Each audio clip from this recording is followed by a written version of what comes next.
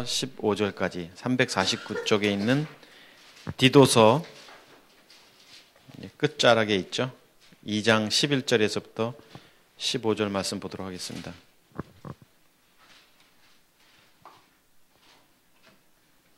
우리 같이 읽도록 하겠습니다. 11절에서부터 15절 같이 읽습니다. 시작. 모든 사람에게 구원을 주시는 하나님의 은혜가 나타나 우리를 양육하시되 경건하지 않은 것과 이 세상 정욕을 다 버리고 신중함과 의로움과 경건함으로 이 세상에 살고 복스러운 소망과 우리의 크신 하나님 구주 영광이 나타나심을 기다리게 하셨으니 그가 우리를 대신하여 자신을 주심은 모든 불법에서 우리를 속량하시고 우리를 깨끗하게 하사 선한 일을 열심히 하는 자기 백성이 되게 하려 하심이라. 네. 14절까지만 보도록 하겠습니다. 네.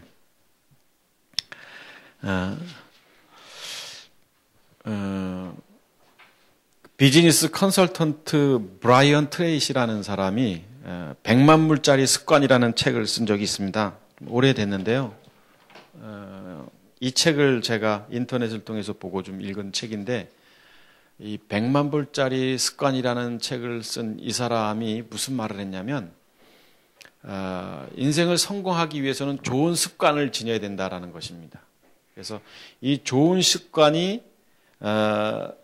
사람의 미래를 결정한다, 이런 말을 했습니다. 들어보면 맞는 것 같기도 합니다. 좋은 습관이 또 그 미래를 결정한다. 그래서 또 그 사람은 좋은 습관을 위해서는 이런 말을 했습니다. 좋은 습관을 형성하기 위해서는 어떤 그 선택을 해야 하고, 뭔가 그 선택을 하게 된다면 집중을 해야 되고 또 반복하는 훈련이 필요하다라는 말을 했습니다. 그러니까 그냥 좋은 습관은 쉽게 이루어지지 않는 것 같아요. 또 힘든 일이라는 거죠. 학생들이 공부하는 습관만 제대로 가지면 공부하라, 하지 말라 하지 않아도 좋은 결과를 얻을 수 있을 것 같습니다. 자기가 알아서 하는 애들이 있잖아요. 우리 오늘 여기 교회 나오지 않았습니다만 어린 한나 같은 경우도 자기가 알아서 책 읽고, 이제 초등학교, 벌써 올해 이제 2학년이 됐습니다만, 걔는 들어가기 전부터 책 읽고, 그것도 영어로 읽나요? 영어 책 읽고, 영어 편지 쓰고, 지가 알아서.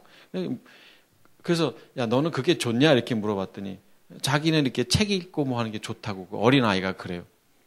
습관이죠. 어릴 때 훈련시켜준 그 습관대로. 자기 전에 꼭 책을 한번 읽고 자고, 이런 습관들. 그래서 이 사람은 이런 말을 했습니다. 그 책에서 잠깐 책을 좀 소개하면, 모든 성공과 실패의 95%는 습관이 결정한다. 좋은 습관은 어렵게 형성되지만 성공으로 이끌고, 그렇죠. 나쁜 습관은 쉽게 형성되지만 실패로 이끈다. 당신이 100만 달러를 버는 사람이 되면 100만 달러를 버는 일은 저절로 이루어진다. 불행한 일이 일어나서 100만 달러를 다 써버려도 당신은 이미 100만 장자의 습관을 익힌 사람이기 때문에 얼마 지나지 않아서 다시 100만 달러를 벌 수 있다. 그러니까 이 사람이 지금 이 말을 쓴 게 뭐냐면, 쉽게 예를 들면 이거죠. 에베레스트 산에 올라간 사람이 있다고 한번 생각해 보십시다. 그러면 그 사람은 그 산에 올라가기까지 얼마나 힘들었겠어요. 올라가다 중간에 포기한 사람도 수백만 수천 명일 테고, 또 심지어 사망에 이르는 사람도 있잖아요. 근데 힘들게 해서 그 산에 올라간 사람은 다음에 그 산에 올라가기가 쉽다라는 것입니다. 왜 쉽냐면, 물론 쉽지는 않겠지만 수월하다라는 것이죠. 왜 수월하냐면, 그 올라가면서 무엇이 문제고 무엇을 준비해야 하고 이런 것들을 훈련받았기 때문에 그렇다라는 거예요. 그래서 한번 1등한 사람은 1등하기가 쉬운 거예요. 그런데 반에서 한 20등, 30등 하던 친구가 1등 한다라는 것은 하늘의 별 따기라는 것입니다. 왜냐하면 해본 경험이 없기 때문에 그런 것이죠. 이 사람 말은 이제 그런 거예요. 그래서 이 사람은, 성공하는 사람은 좋은 습관을 필요로 한다. 그래서 습관을 위해서 선택하고 집중하고 노력을 하면 그 사람은 좋은 습관이 형성되어지고 그것이 성공의 길로 가는 그런 좋은 방법이다라고 말을 했습니다. 저도 이 브라이언 트레이시의 말처럼 좋은 습관 중요하다고 생각을 합니다. 당연히 중요합니다. 그런데 이 말에 100% 저는 공감하지 않는 이유는 뭐냐면 살아가는 데 있어서 좋은 습관은 굉장히 중요하지만 우리가 늘 삶의 지침서로 생각하고 있는 성경은 무엇을 말하고 있느냐라는 것이죠. 다시 말하면 성경은 좋은 습관이 우리의 미래를 결정짓는다라고 말하고 있는 이 트레이시 말처럼 성경은 그렇게 말하고 있지 않다라는 것입니다. 왜냐하면 본질적인 문제가 있어서 그런 겁니다. 본질적인 문제. 무슨 문제라고요? 본질적인 문제. 좋은 습관이 본질적인 문제를 해결하지 못한다라는 것입니다. 무슨 문제예요? 우리가 본질적인 문제라는 것은 우리가 말하는 성경이 말하는 죄라는 거죠. 하마르티아.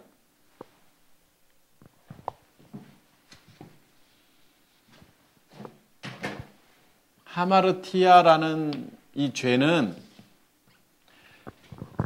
습관으로 내가 죄를 짓지 말아야지 훈련돼서 되는 문제가 아니라는 것입니다. 여러분, 죄는요, 내가 안나해서 죄를 안 짓는 게 아닌 거예요. 인간 자체가 죄인인 거예요. 인간 자체가. 죄인이기 때문에 죄를 짓는 겁니다. 그래서 우리 몸을 갖고 있는 우리 인간은 그냥 죄를 짓기도 하고 안 짓기도 하는 게 정상적인 거예요. 그냥 가만히 방 안에서 있어도 죄를 질 때가 있습니다. 살인하고 간음하고 나쁜 짓하고 얼마든지 생각으로도 성경이 말하는 게 마음에 품어도 그게 죄라고 했으니까. 그런데 어찌 됐든 인간은 하지 말아야지 결단하고 이것이 습관화됐다고 해서 죄를 안 질 수 있느냐? 그 죄의 문제를 해결할 수 있느냐? 해결할 수 없다는 겁니다. 그래서 성경은 습관 아니다, 이 습관. 좋은 습관도 본질적인 죄의 문제를 해결할 수 없다라고 말하고 있다라는 것입니다.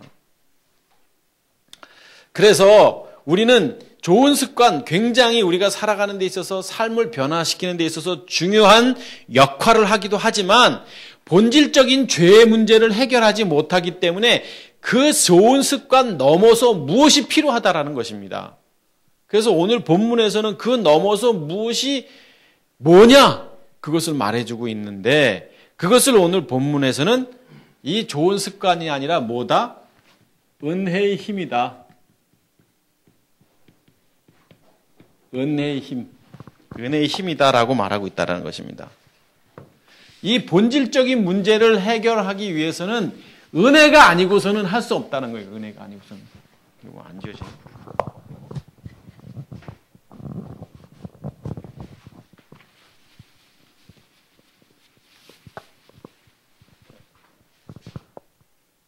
은혜가 아니고서는 해결할 수 없다. 은혜의 힘이다.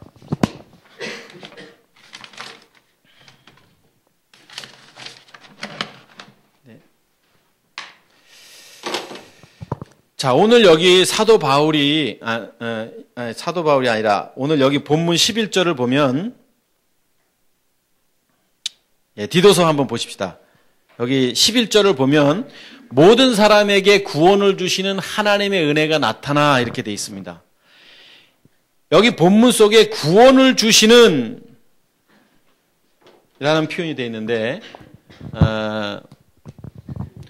여기 구원을 주시는 있어. 모든 사람에게 구원을 주시는데 여기 원문 성경에 보면 여기 있네요. 소테리오스라는 겁니다. 소테리오스. 모든 사람에게 구원을 주시는 이 소테리오스라는 게 뭐냐면 이게 구원이라는 게 뭐냐? 그러니까 구원이라는 이 소테리오스라는 뜻 자체가 뭐냐면 뭐뭐로부터 구출. 그러니까 단어적 의미는 뭐뭐로부터 구출이라는 거예요. 그러니까 구원이라는 것은 구출을 당하는 거예요. 무엇으로부터 구출해요, 우리는? 죄로부터 구출인 겁니다. 그러니까 구원이라는 것은 하나님께서 우리를 구원하신다라는 것은 뭐냐면 죄로부터 해방을 시키는 거예요. 죄로부터 해방. 그래서 구원받았다라고 말하면 죄로부터 해방된 거예요. 죄를 안 짓는 거예요, 여러분. 근데 구원받은 사람이 그러면 죄를 질 수 있느냐? 원래는 짓는 게 아니에요, 죄는. 그러니까 이 죄라는 게 뭔지 여러분이 죄라는 것을 윤리적이고 도덕적인 죄로 생각하기 때문에 어떻게 죄를 안 짓느냐, 예수 믿는 사람이 뭐 믿음을 가진 사람 이런 말을 하는 거예요. 근데 원래는 믿음의 사람이라면 죄를 지면 안 되는 겁니다. 그리스도인이라면. 당연한 거예요, 이거는요. 왜냐하면 의미적 자체가 그래요. 구원을 주신다. 소테리오스. 구출이다, 구출. 무엇로부터? 죄로부터 구출이라는 거예요. 이 구원이라는 게. 그래서 죄가 여기 있으면 여기서부터 나왔으면은 죄하고는 절단된 거예요. 이게 바로 구원이라는 겁니다, 여러분. 우리가 구원의 의미를 제대로 잘 모르죠. 그래서 죄로부터 해방이라는 뜻 자체가 이 소테리오스라는 게. 그런데 여기 11절 보면 구원을 주시는 하나님의 은혜가 나타났다. 자, 구원을 주시는 하나님의 은혜. 여기 다음 구절 한번 볼래? 여기 한번 보시겠어요? 앞에네, 원문에 보면 11절 한번 보십시다. 가르헤 카리 여기 있네요. 네. 여기 보면 은혜라는 것은 소테리오스는 구원이고 여기 보면 카리스라는 게 있어요. 여기 여러분 잘 아는 단어예요. 이게 이 단어가 은혜죠, 은혜. 이 카리스라는 게 은혜라는데 은혜가 뭐냐 이런 거예요. 구원은 죄로부터 해방이 구원이고 그러면 은혜가 뭐냐 이거예요. 은혜 받았다. 은혜 받았다. 우리가 많은 사람들이 은혜 받았다 그러잖아요. 그 은혜 받은 게 뭐예요? 은혜 받은 게. 내 감정이 좀 이렇게 요동치는 게 은혜 받은 건가요? 설교 말씀 듣고 나서 은혜 받았습니다. 은혜 받은 게 뭐냐고요. 마음에 와닿았다. 그 말이 내하고 일치됐다. 내 이성적인 거하고 일치됐다. 이게 은혜 받은 건가요? 은혜 받았습니다. 은혜 받았습니다라고 말하지만 은혜가 뭐냐 이거예요. 은혜가. 이 카리스라는 게 뭐냐라는 거죠. 물론 문자적으로는 너그러움, 자비 뭐 이런 뜻이긴 해요. 그런데 이것은 뭐냐면 인간을 위해서 만들어 놓으신 하나님의 구원 계획이 바로 은혜인 거예요. 하나님의 주권 이 자체가 은혜라는 거예요. 카리스. 다시 말하면 인간을 향한 하나님의 구원 계획, 하나님의 주권 이것을 우리는 복음이라고 말하는 거죠. 복음. 죄인된 우리가 하나님의 주권, 하나님의 계획으로부터 의인이 되는 것, 이 자체가 은혜인 거예요, 여러분. 그래서 말씀을 듣다가 은혜 받았습니다. 그러면 맞다. 내가 나 같은 죄인이 하나님 앞에 도대체 이 의인이 될 수 없는 존재인데 당신의 아들을 십자가에 못 박아서 나를 구원하시기 위해 이 땅에 보내주셨구나. 그래, 나도 내 십자가를 짐으로 내가 구원받는 거구나. 이런 행위들, 이게 은혜인 거예요, 은혜.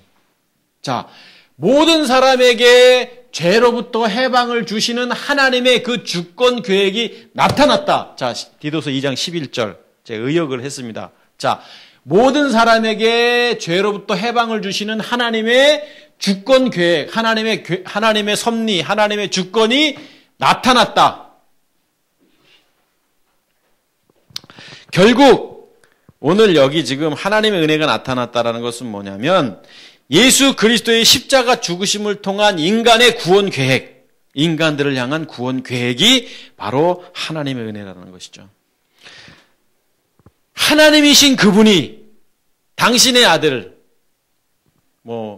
하나님이시고 본질이신 그분이 이 땅에 육신의 몸을 입고 예수로 오셨다가 십자가에 못 박혀 돌아가신 그 사건, 그리고 부활하신 그것, 그 자체, 이것이 바로 하나님의 은혜가 나타난 거죠, 이 땅에.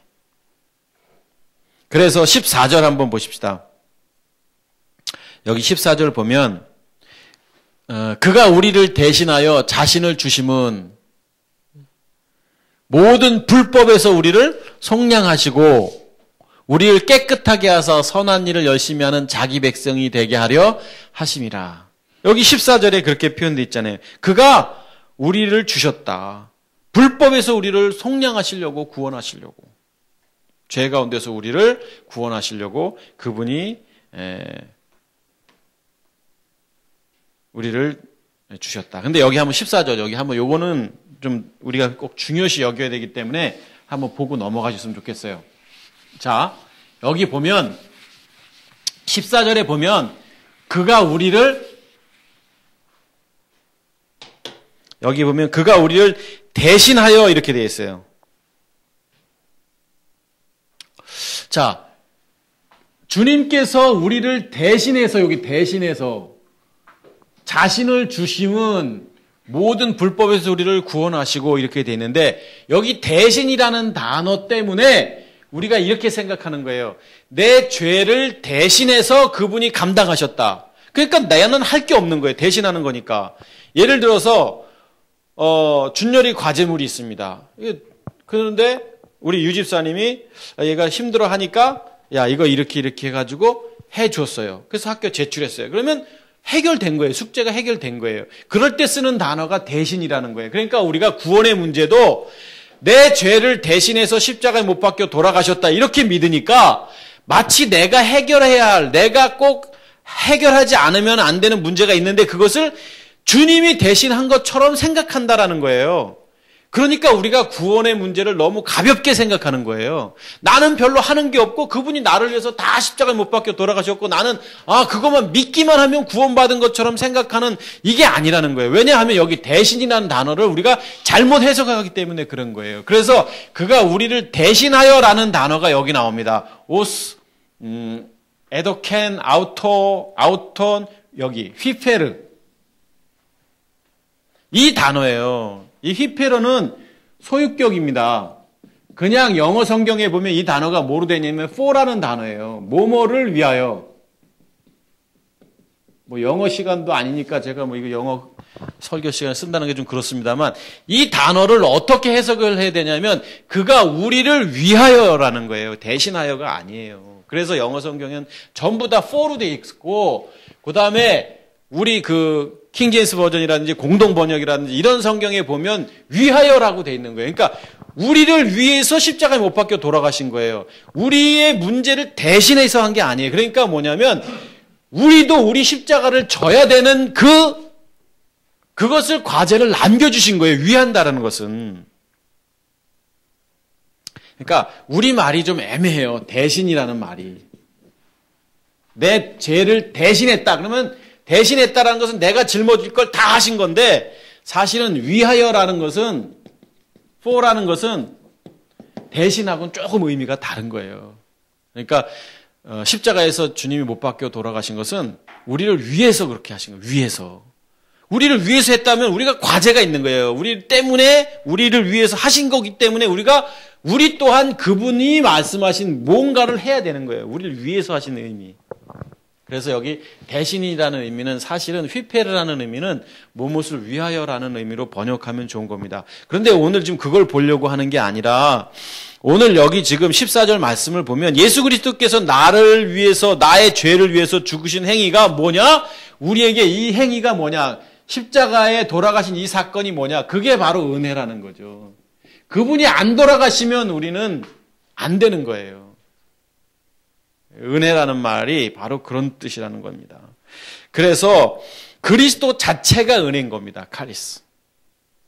예수 그리스도 자체가 은혜인 거예요. 제가 오늘 그런 생각을 했어요. 아까 찬양하기 전에 예배 준비하면서 오늘 차가 막히고 식구들이 늦었잖아요.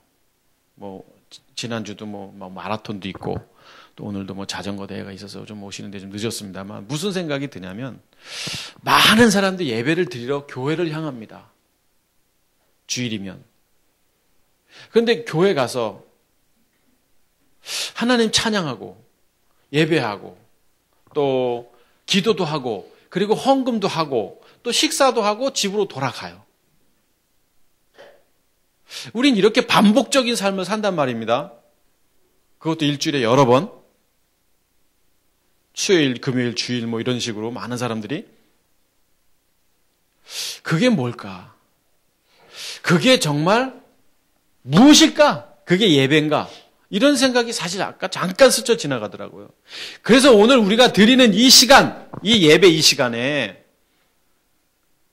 그냥 주일날 당연히 습관적으로 드리는 어느 그 행위, 이게 아니라 이 시간에는 주님의 그 은혜를 기억하고 나를 돌아보고 또 나의 부족한 부분을 채찍질하기도 하고 또 내가 내 자신을 하나님께 내어놓기도 하는 정말 그 말씀을 통해서 나를 정화시키는 그런 거룩한 시간이어야 함에도 불구하고 그냥 예배가 너무 습관화된 찬양하는 대로 하고 찬양하라 내 영혼아 말로는 찬양하는데 그리고 뭐 여러분들 오시면서 헌금하고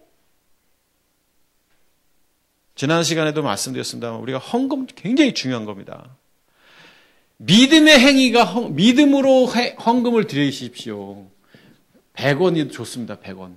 100만 원도 좋고 믿음으로 드리지 않으면 안 되는 겁니다.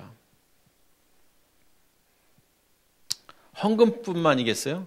내가 하나님 앞에 드리는 모든 게 그렇죠. 그 진짜 믿음이 필요한 겁니다. 예배는 오죽하겠어요? 찬양 오죽하겠어요?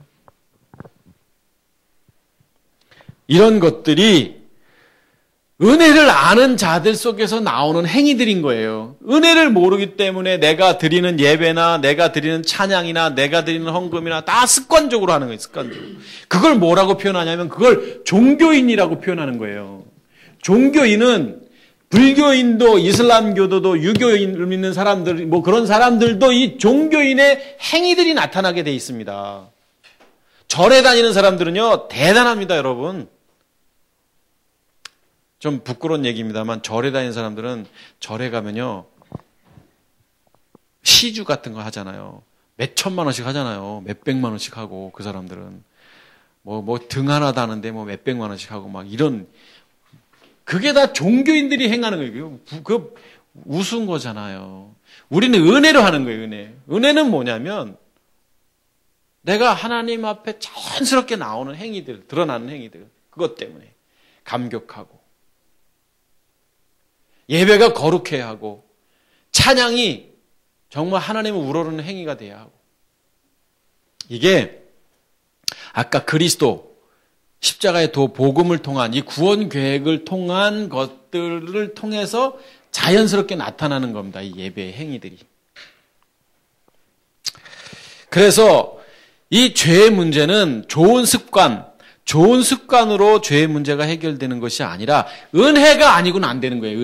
이 은혜의 힘이 아니고는 죄의 문제가 해결될 수 없는 거예요. 이 우리를 속량하시는 그가 우리를 위하여서 자신을 주시고 이 불법에서 우리를 구원하신 이 은혜가 아니고는 죄의 문제를 해결할 수 있다 없다? 없습니다. 은혜가 해결해 주시는 겁니다. 복음이 십자가의 도가. 그래서 우리가 정말 믿음 생활 잘 하셔야 되는 겁니다.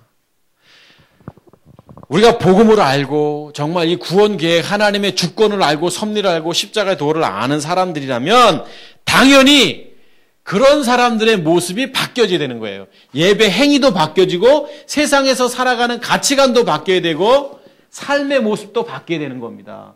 그래서 거듭난 그리스도인과 거듭나지 아니한 그리스도인은 차이가 나는 거예요. 내가 주님을 만나기 전에 이 복음을 알기 전에는 열심히 교회를 다니고 나름대로 봉사 충성했습니다만 그때는 다른 거예요. 지금하고는. 이제 복음을 알고 내가 주님을 만난 사람하고는 뭐가 다르냐면 예전에도 물론 어떤 일이 있으면 그래 기도해야지 뭐 이런 말 자주 했어요.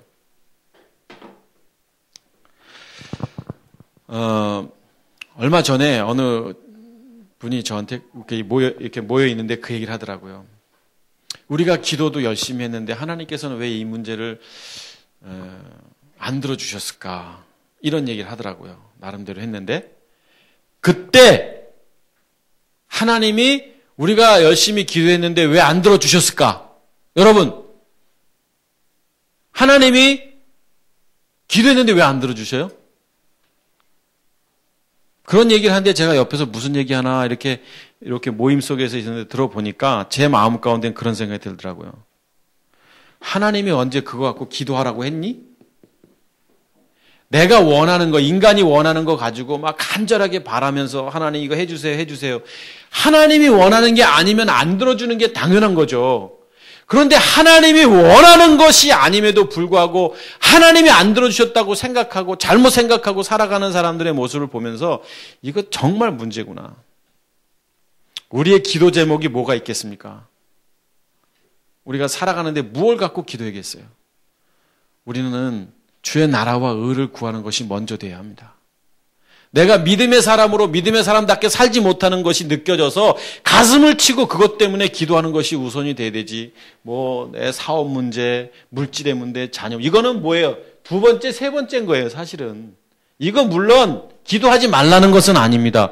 그러나 더 중요한 건 뭐냐면 나와 하나님과의 관계 속에서의 삶이라는 것이죠. 그래서 은혜 받은 사람들이라면 기도도 다른 거예요. 은혜 받은 사람들이라면 삶도 다른 겁니다.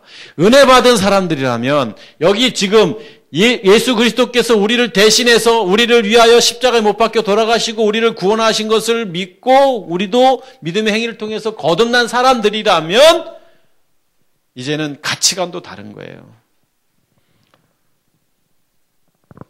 정말 해결하지 못한 큰 문제 때문에 너무 가슴이 아프고 이 문제 때문에 잠이 안 온다 할지라도 은혜 받은 사람들이라면 다른 거예요.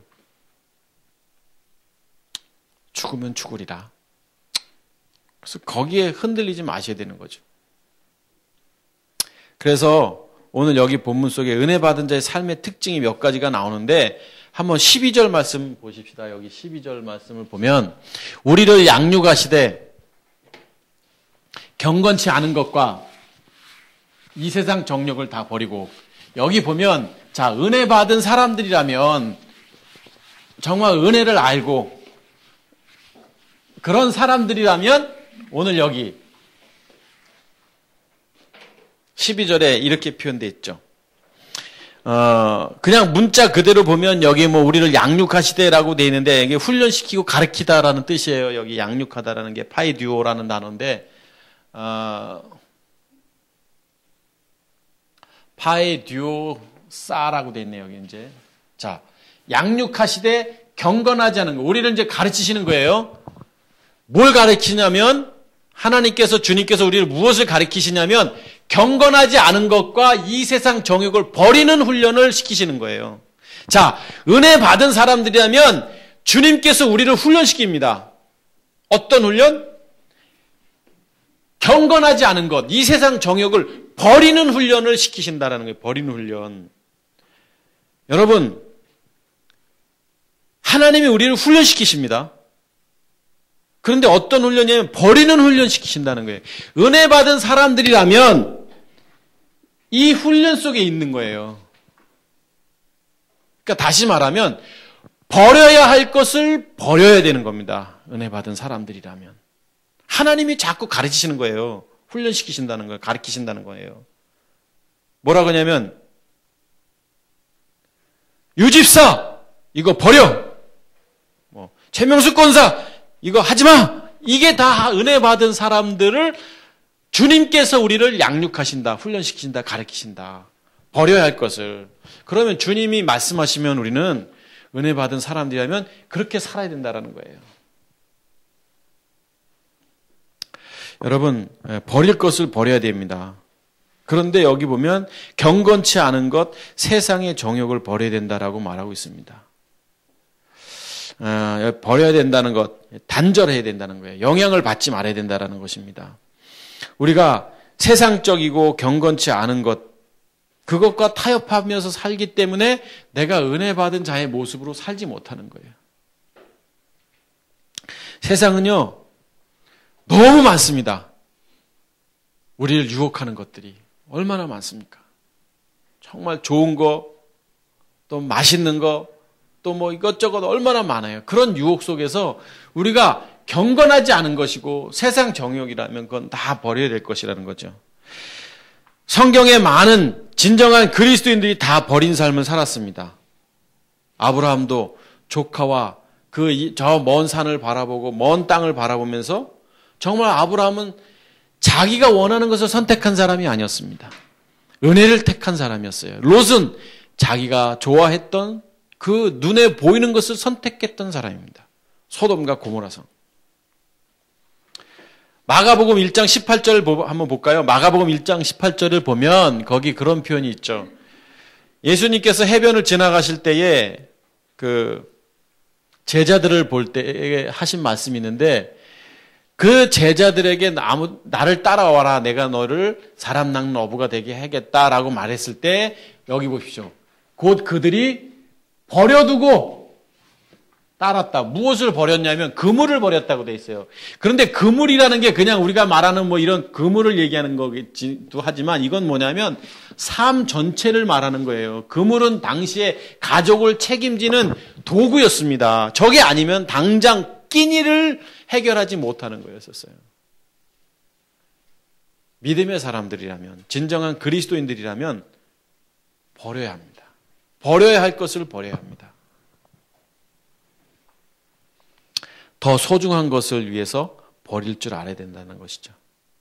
야고보 요한도 여기 19절 20절 한번 더 볼까요? 19절 20절 보면 조금 더 가시다가 세베대 아들 야고보와 그 형제 요한을 보시니 그들도 배에 있어 그물을 깁는데 곧 부르시니 얘들아 가자. 그랬더니 아버지 세베대를 품꾼들과 함께 배에 버려두고, 자, 그 앞에 잠깐만, 여기 버려두고, 배에 버려두고, 다 버려두고.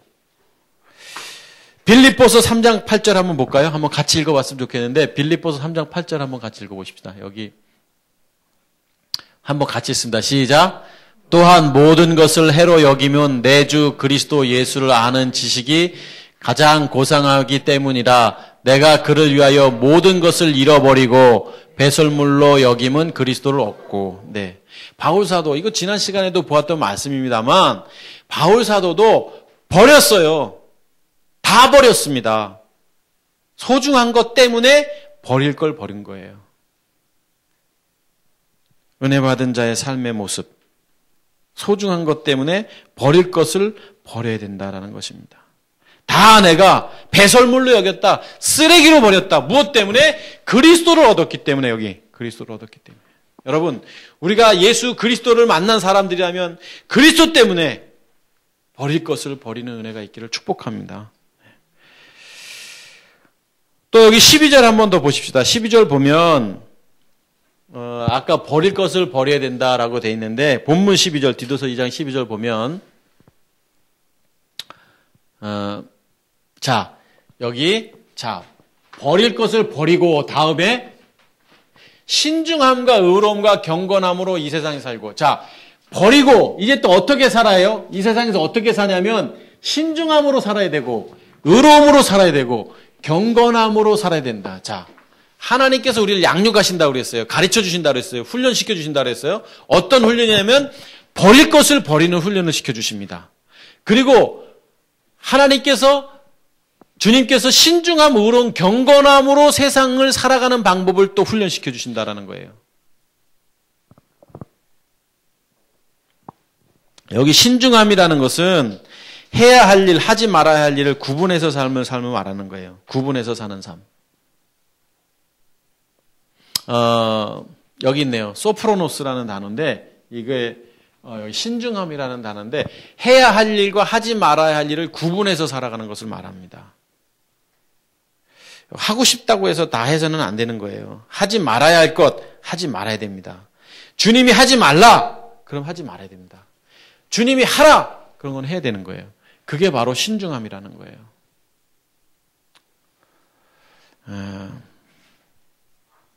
여러분 힘드시죠? 믿음을 가지고 산다는 게 정말 힘든 겁니다.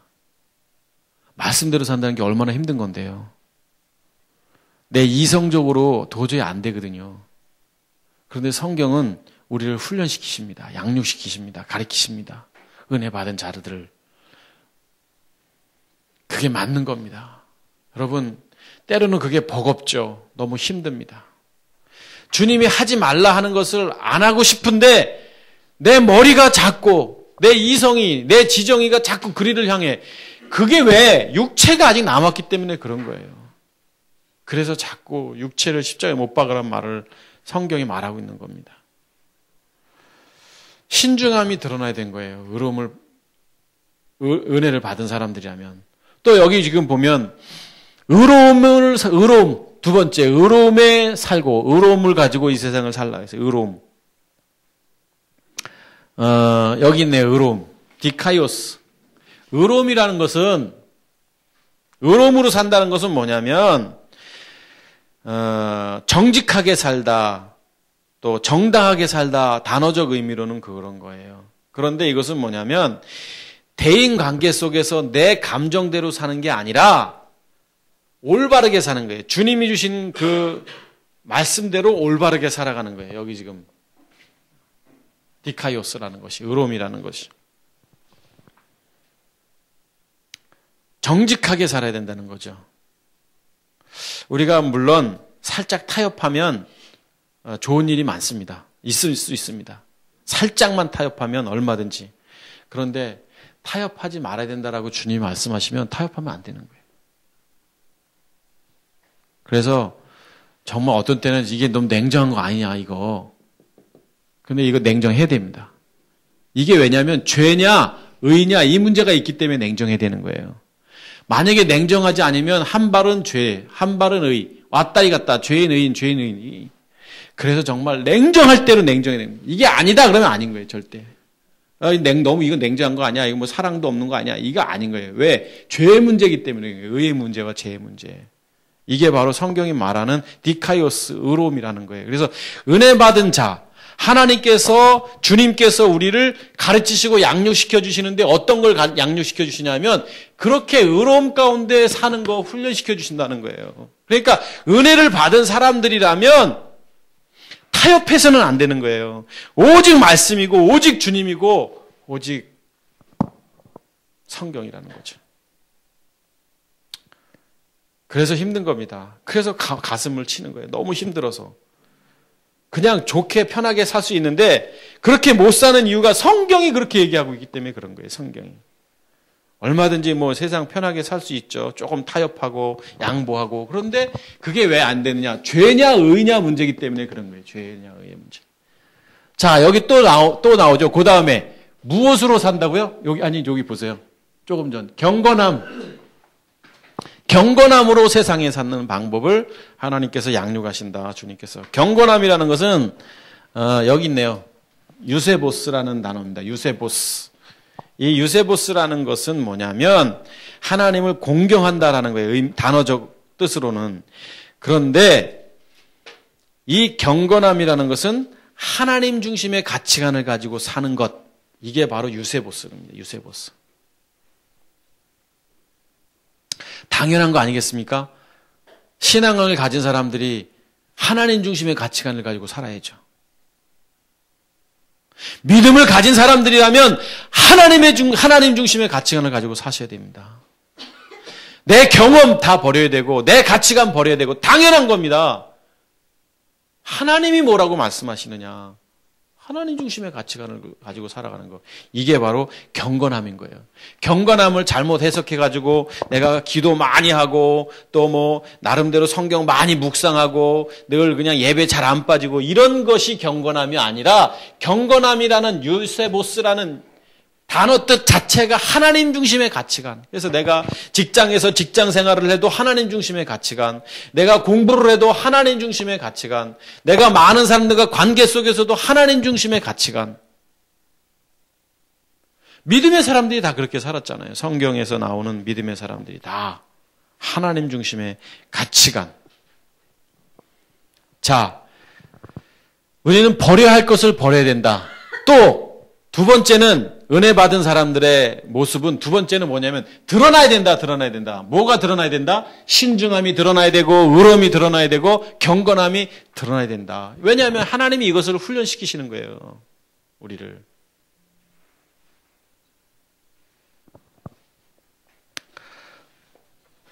또 여기 13절 한번 더 마지막으로 한번 보십시다. 13절 보면 복스러운 소망과 우리의 크신 하나님 구주 예수 그리스도의 영광이 나타나심을 기다리게 하셨으니 이렇게 되어 있습니다.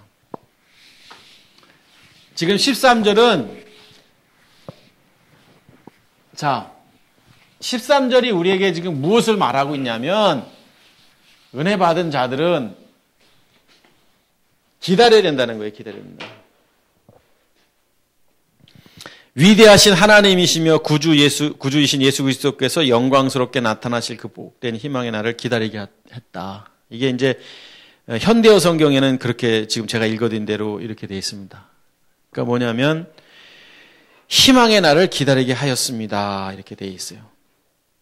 그러니까 은혜 받은 사람들이라면 우리가 버려야 할 것을 버려야 하고 또 드러나야 할 것이 드러나야 하고 또 기다려야 됩니다. 기다려야 됩니다.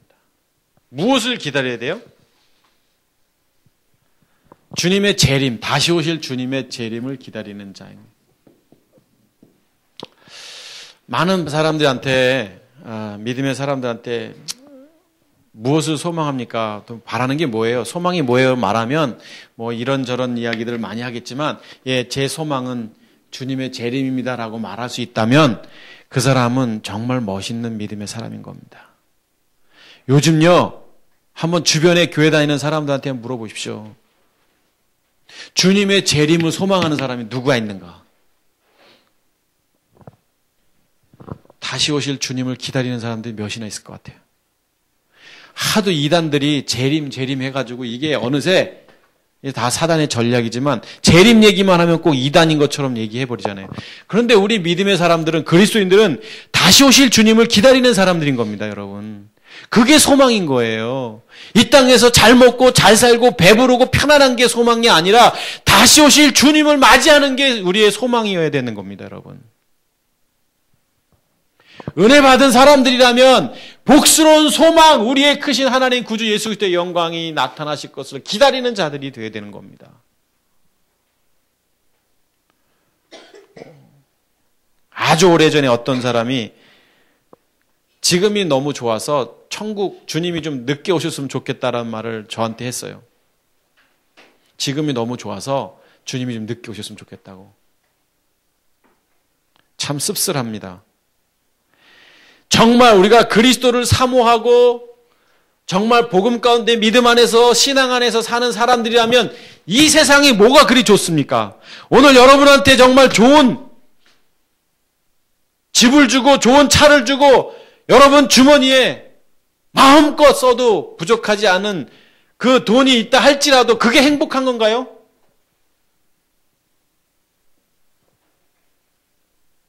그래서 주님 오시는 거 조금 딜레이 하면 안 됐겠냐고. 이 말도 안 되는 소리랍니까? 오늘 내가 있으나 없으나 만족하며 감사할 줄 알고 내가 오늘 3끼 먹어야 되는데 너무너무 가난해서 한 끼밖에 못 먹어도 주님을 소망할 수 있는 여러분 되시기를 주 이름으로 축복합니다. 세상은 우리를 편안하게 만들진 않습니다. 사단 마귀가 우리를 마음껏 이 땅에서 누리며 살길 원치도 않아. 물론 이제 전략적으로 그렇게 하기도 하겠지만, 그러나 우리 믿음의 사람들은 가치관 만큼은 저 세상에 다시 오실 주님을 소망하면서 살아가는 사람들이어야 된다는 것입니다.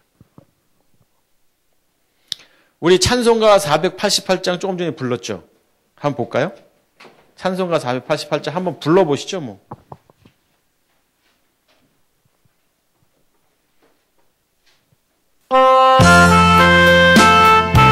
이 몸의 소망 무언가 우리 주 예수 뿐일세.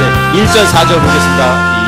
이 몸의 소망 무언가 우리 주 예수 뿐일세. 우리 주 예수 밖에는 믿으리 아주 없도다. 주 나의 반석이시니 그 위에 내가 서리라. 그 위에 내가 4절 알아던 천국 올라가 하나님 앞에 배울 때 구주의 흐름 힘입어 허였지 바로 서리라. 주 나의 반석이시니 그 위에 내가 서리라. 그 위에 내가 서리라. 여기 4절에도 보면 1절에도 보면 이 몸의 소망이 무엇냐? 우리 주 예수뿐이다. 4절이요. 바라던 천국 올라가 하나님 앞에 배울 때 구주의 의를 힘입어 어여치 바로 서리라. 여러분, 오늘날 많은 믿음의 사람들, 나름대로 믿음이 있다고 하는 사람들이 소망이 그리스도가 아닙니다. 소망이 이 땅에서 조금 불편한 거 좀 해결되는 게 소망이고, 내 자녀 잘 되는 게 소망이고, 내가 지금 사업의 문제가 해결되는 게 소망이고, 조금 더 많이 돕고 구제하고 선교하는 거 아름다운 거지만 그것이 궁극적인 소망이 돼서는 안 됩니다. 궁극적인 소망은 다시 오실 주님 만나는 거, 그게 우리의 소망이 되어야 되는 겁니다. 여러분, 우리의 인생은 습관의 힘으로 변화되는 것이 아닙니다. 은혜의 힘으로 변화되는 겁니다. 은혜의 힘으로. 은혜가 아니고는 우리가 바뀔 수가 없는 거예요. 바뀌어지지가 않습니다. 은혜의 힘으로 본질적인 문제가 해결돼야 되고, 그 본질적인 문제가 해결돼서 버릴 것을 버려야 하고 드러낼 것을 드러내면서 기대할 것을 기대하면서 살아가는 사람들이 바로 믿음의 사람들이고 그리스도인들이고 진짜 성도라는 겁니다. 자, 버립시다. 경건치 않은 것, 정욕 가운데 있는 것 버립시다. 내 생각, 내 가치관. 그리고 우리가 버려야 할 것을 버린다면 그 은혜 속에서 은혜의 힘으로 우리가 살아갈 수 있다라는 것입니다. 사랑하는 여러분, 버리고 또 우리가 소망하면서 기대하면서 또 드러내면서 믿음으로 승리하는 여러분 되시기를 주의 이름으로 축복합니다. 내가 하지 않아도 내가 자연스럽게 나타나야 되는 거예요. 의로움이 나타나야 되고 경건함이 나타나야 되는 거예요. 구별된 자의 모습이 나타나야 되는 겁니다. 이런 은혜 받은 자의 모습으로 살아가는 여러분 모두가 되시기를 주의 이름으로 축복하겠습니다. 기도하겠습니다.